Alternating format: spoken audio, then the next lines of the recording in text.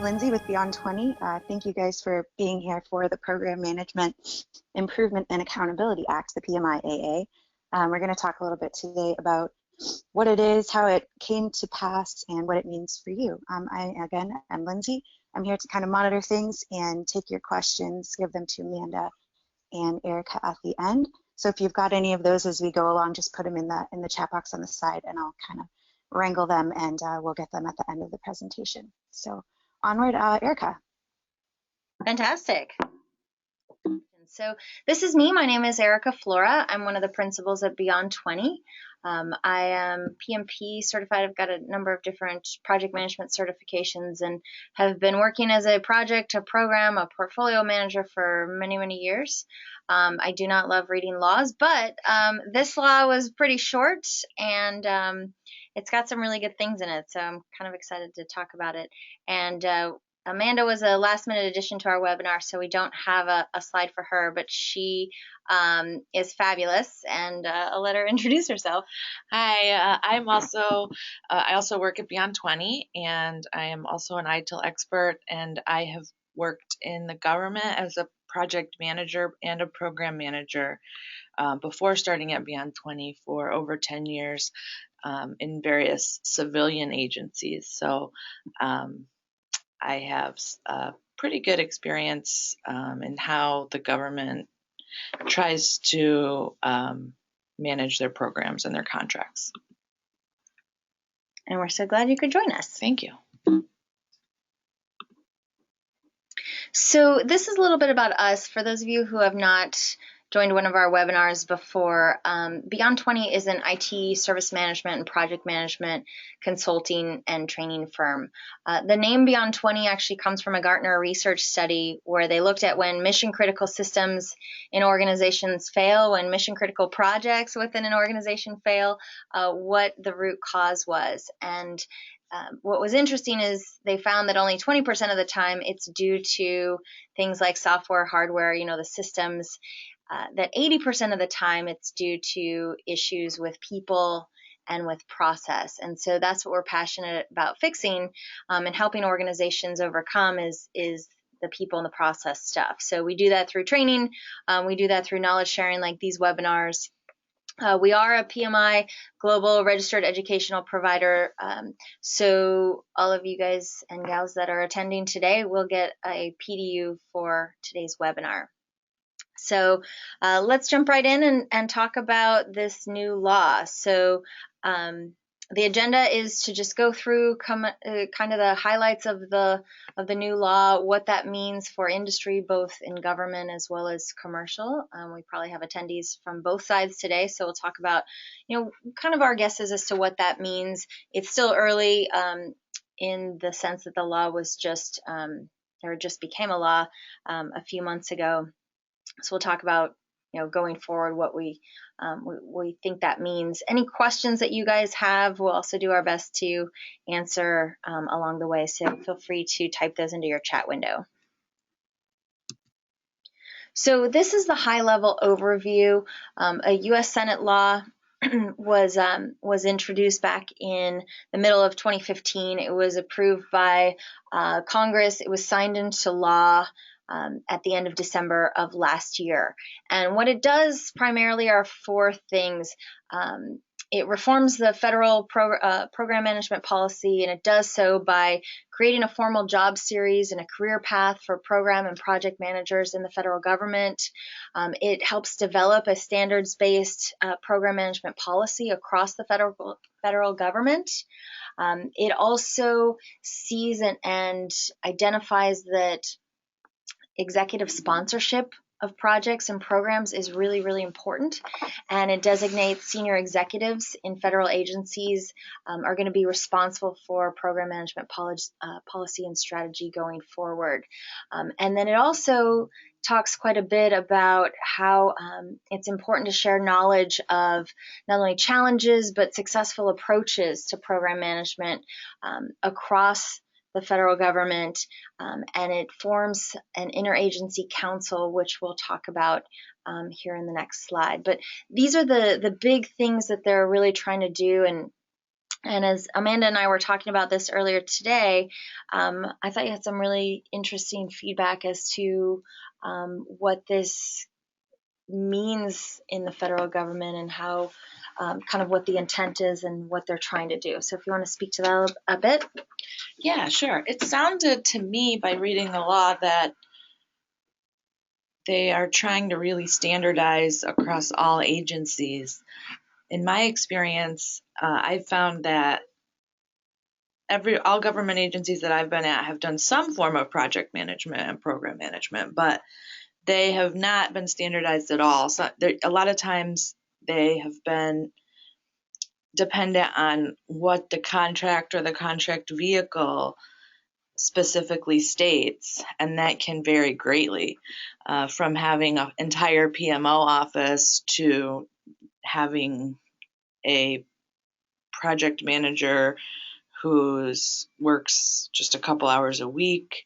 And on the government side as well, a lot of times I've seen government project managers just being assigned the role of project manager, and their title is something like business analyst or branch chief. So it really sounds to me like they're the first the number one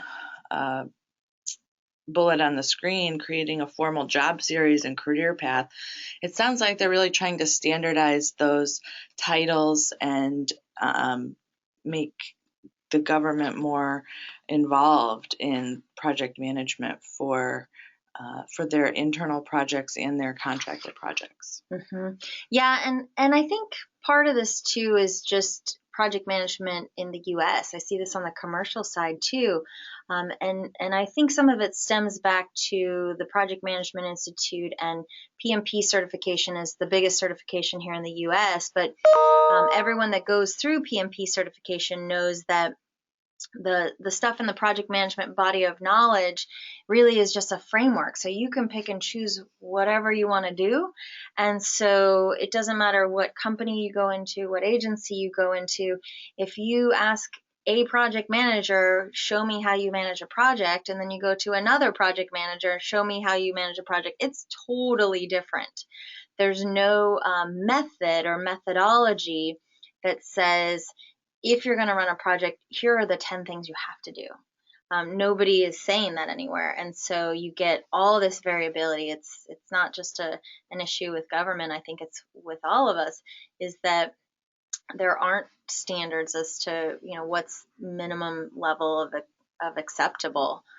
So you do end up with a lot of variation, which is, in some ways it's a good thing, in some ways it's a bad thing if we haven't taken the extra step to say, how are we as an agency going to work, or how are we as a company going to work, and actually detail out our policy, our method, our strategy, and kind of what we're trying to get out of project management in general. To go forward just a little bit, PMI has been really not behind this, but been a big supporter of this law. And some of this stems from a report that they did called Pulse of the Profession, where they looked at government projects and programs, and it's kind of eye-opening. They said that only 64% of government strategic initiatives ever meet their goals and business intent, and that government agencies waste over $100 million for every $1 billion spent on projects and programs. And so this law, the intent of this law is really to help, through the use of project and program management, help the government be better stewards of the money that is being spent and where our money from our taxes go to. So I think it's a really good step. But we were talking earlier before the webinar that it's going to be something that's going to be really hard to do. Long road for sure. Long road, but it's got some specific deadlines that the government has to meet. So I think there'll be a lot of interesting things to come, and a lot of work on the part of OMB. So these last 3 bullet points on this slide just speak to where the responsibility and accountability falls. So the Deputy Director of OMB is going to be the one that's setting up and making sure that this is done. In the law, it talks about how the Deputy Director is responsible for adopting, overseeing implementation of government-wide standards, policies, guidances, or guidelines for project and program management for executive agencies. They're going to chair something called a Program Management Policy Council, and that council is going to help set up standards and policies across agencies. A couple of the other things that they say that's really kind of interesting in this new law is that there's going to be a lot more sharing of knowledge in terms of lessons learned, in terms of challenges, in terms of successes. There's going to be training around or formal training path, formal career path. There's also wording in the language that says government needs to look at what private industry is doing in terms of best practice, where they're finding success, where they're having challenges, and leveraging a lot of that knowledge. Just working in this industry for a long time, invariably no one does a good job of leveraging the knowledge that they learn and capturing lessons learned and implementing those things that they've learned. So it's interesting to see this now become a law that we have to start doing that. Yeah, it can be really difficult to institutionalize that knowledge. Absolutely. Yeah. So it'll be interesting to see, if there's new technology that comes about because of it to help facilitate knowledge sharing, how that ends up looking in government. Yeah.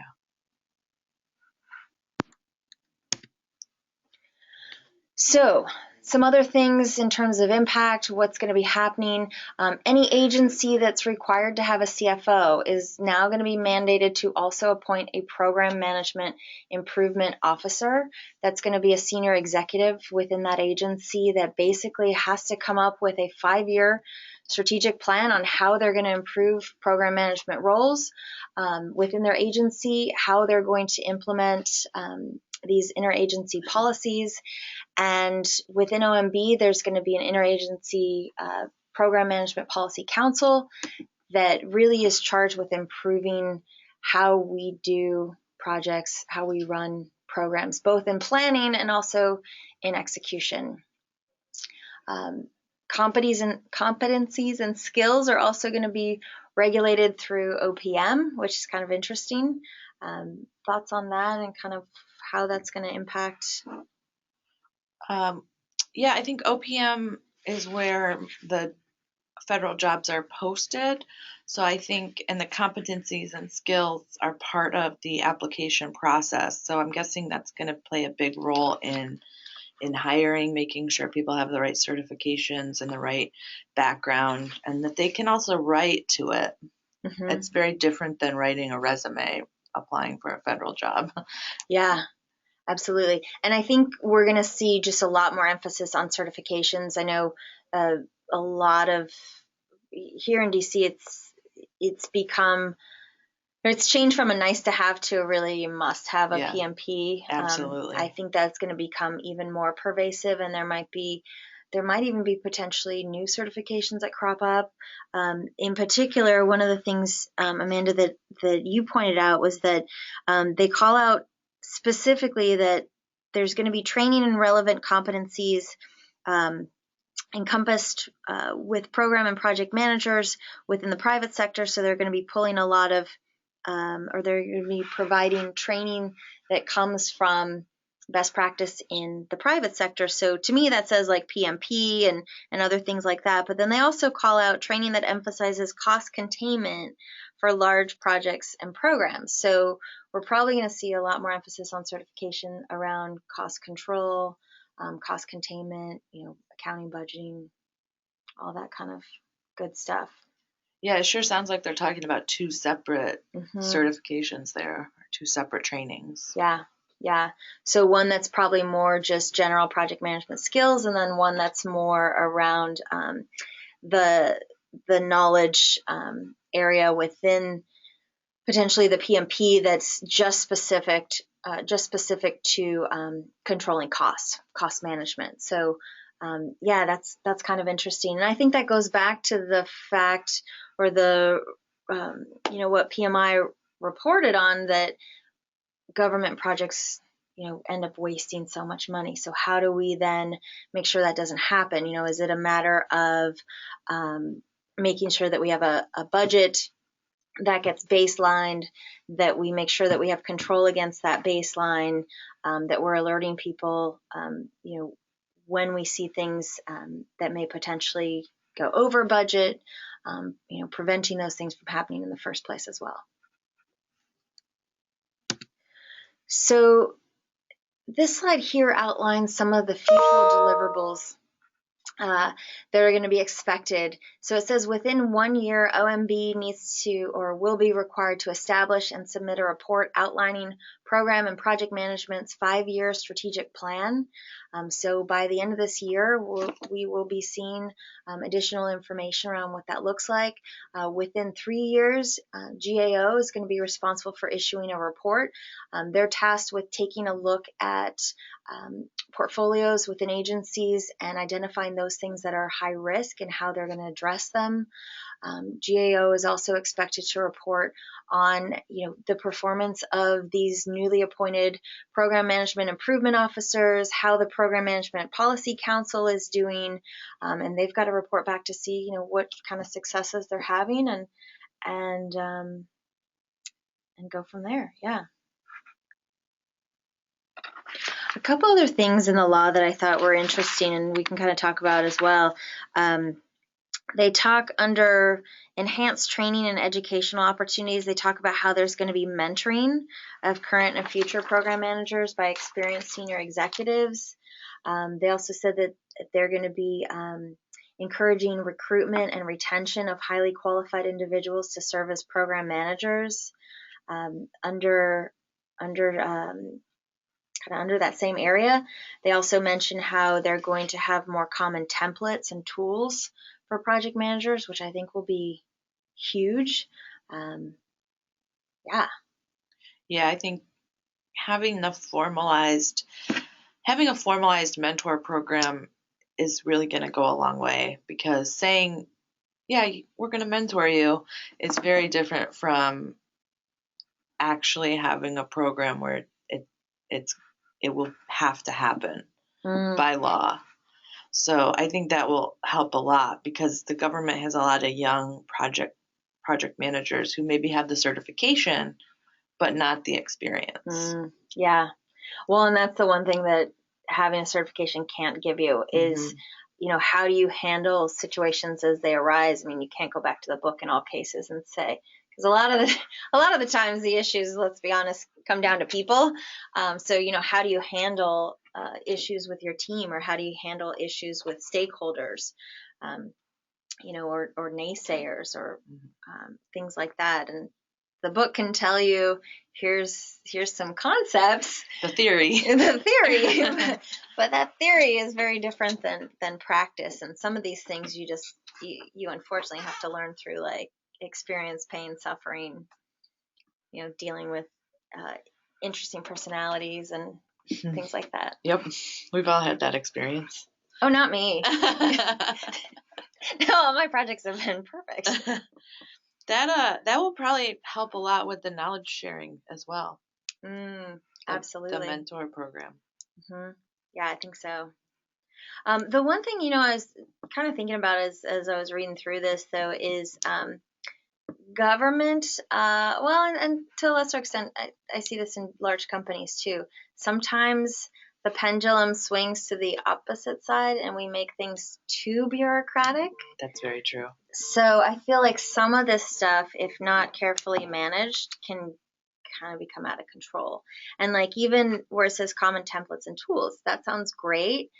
But if the templates and tools are mandated and they're super rigorous and they're really hard to complete and things like that, I could see it unnecessarily slowing things down and not allowing for like a lightweight project or a lightweight approach. And I know the government's really starting to look at some of these lighter weight approaches like Agile, like DevOps, this kind of stuff. And how do you create templates and tools that don't stifle innovation and progress too? So I think it's going to be an interesting balance that they'll have to take. Yeah. Mm-hmm. You wouldn't want it to cost more to run the project than to perform the project. Right. Yeah, and now have to jump through additional hoops because now we've got these new regulations that say you have to fill out XYZ form. You have to have XYZ meetings. My hope is that there will be a tailored approach that says, okay, for a project of this amount of risk, here's the things you have to do, or a project of this size or this complexity, here's some of the basic things you have to do.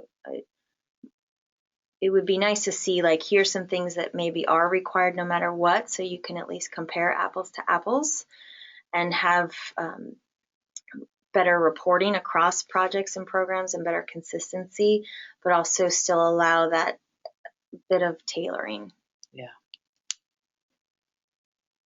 It'll be interesting also to see what the reports are going to look like. How are they going to consolidate all this data and information from all agencies into one report from one office? Mm-hmm.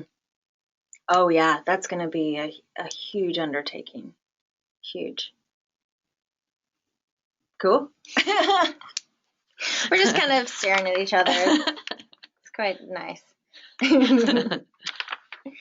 Any questions from folks as to what this means? I'm just now realizing that we did not update this slide entirely. As you see, insert dates at the bottom. Super professional. But we do have upcoming PMP prep courses. The first one, I believe, is in July, but you'll have to check out our website. If you actually go to our website, all of that stuff is up to date, not this slide, but it's just beyond20.com/training. And there are lots and lots of free project management resources if you go to our blog, blog.beyond20.com. In particular, there's some really good ones on project management around what makes for a good project manager. We're also each week releasing kits. So if you need examples of some of these templates and tools, like a good example of a status report or a good example of a lessons learned template, so that you also don't have to recreate the wheel and come up with your own tools and templates. We've got you covered and we can help you with that. We do have a PMP course scheduled in DC next month. Oh, okay. Just kidding. What are the dates on that? May 8th through the 11th. All right.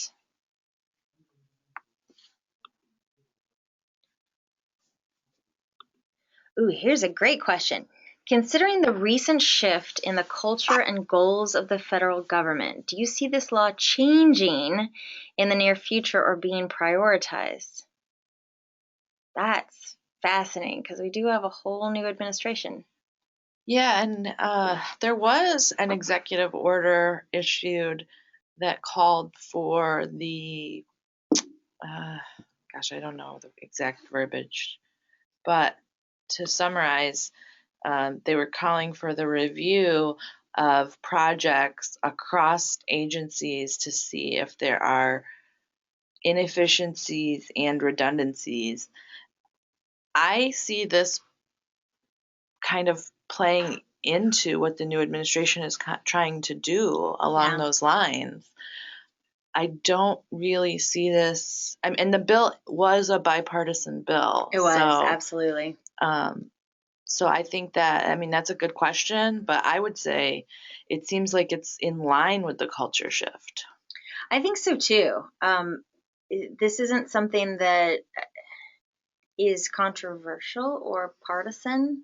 The fact that, hey, we're spending too much money in government and we don't have consistency, you're absolutely right. It's not something that is going to be on the chopping block. In fact, I think it's the opposite. It's going to bring to light some places where we have redundancies, where things are underperforming, where we've got some waste that needs to be addressed. So if anything, I think this is really going to help, regardless any administration that's in place, help us be better. And I think the current administration will probably like the private sector being involved and looking toward best practices and how businesses do this and applying that to the government. I think that's been a common theme that they have stressed. Let's take what private industry is doing. They've probably solved some of these problems already. Let's leverage that, bring it into government. Absolutely. It's kind of like, who hates puppies? Nobody hates puppies. It's just well known that it's a good thing. Unless you're Chandler on Friends. Oh, shoot. What else do we have? We have another question, kind of along the same line. So with the new administration, with so many things being shaken up, even things no one ever thought would be touched, how does this affect things? That's interesting. Yeah, you kind of take for granted, like, surely this won't be repealed. Well, yeah. I guess nothing is certain right now. But I could see the administration using this as a tool to help meet some of their goals. And it may not be good for everyone. There may be redundancies that need to be eliminated. But hopefully overall it will be good for the federal government as a whole and the taxpayers in turn. Yeah. And I think too, this is going to have an impact on the private sector. I see, just in having lived in different cities, I see a lot more emphasis in DC around certifications. There's a much higher percentage of project managers in DC that have like PMP or some of the other certifications, Certified Scrum Master, etc. Honestly, higher of a percentage than I see in other cities. And I think with the government doing more of this and putting more of an emphasis on this, I think that probably will lead to, just across the board, as a standard, more project and program managers becoming certified, understanding the common language, having more commonality across all industries in the profession. I mean, you see a lot of variability. Some industries lag behind in terms of the maturity of project management, and I feel like that's going to be raised for everybody. Yeah, I agree. And I have clearly left my Outlook open. Any other questions you guys have? I have a question for you guys. Is this Lindsay? I'm curious. We have no more time for questions. Oh, suddenly we're all very busy. Sorry. I was curious as you were talking through the kind of agile Scrum bit. And I know, just based on some of our experiences over the past couple of years as a consulting firm that teaches Scrum, a lot of the government agencies were, as you said, Erica, starting to adopt that. I'm curious if you guys have heard anything, or if you have any inclination as to whether with the new administration that will be a part of this, or will continue to be part of the game plan for government officials, That's interesting. I went to an open, I don't know what it was called. It was an open forum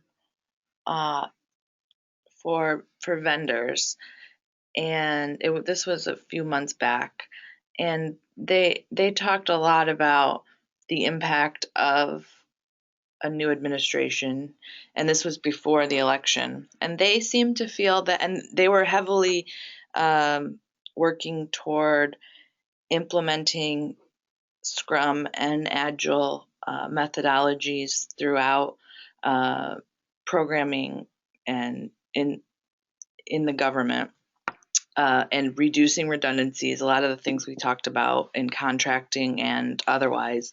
And they seem to feel that this was also a bipartisan issue, that either administration and either party would be able to get behind, because it is standard in the private sector, and it does just make good sense.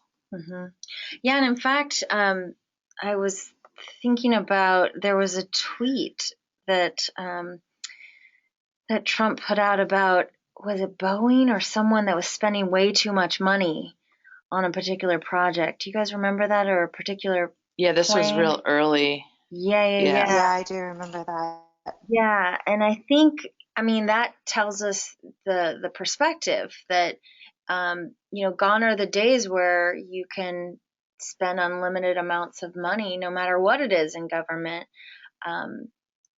There will be a push towards more lightweight, agile, quick, cost-effective approaches to managing projects and programs. There absolutely will be. So I think if there's any change in this law, it will probably be to add stuff like that into what this looks like. Yeah. So yeah, there needs to be a project management strategy, but it's got to include this agile philosophy. So I think if anything, it will force more of that kind of a method, that kind of an approach. You have sufficiently answered my question. Thank you. Oh, fabulous. Cool. A couple other last little things. Folks always ask, hey, can I get a copy of this video? We will put this up on YouTube, so for anybody that would like to listen to it again, because they like hearing Amanda and I talk about stuff and the same stuff over and over, we will put it up online. And that was dumb. But we'll also, thank you for laughing, Lindsay. We will also send out an email with how to claim your PDU for attending today. Yeah. Okay. Thanks for joining us, everybody. Have a lovely rest of your Wednesday. Thanks, everyone. Bye. Bye-bye.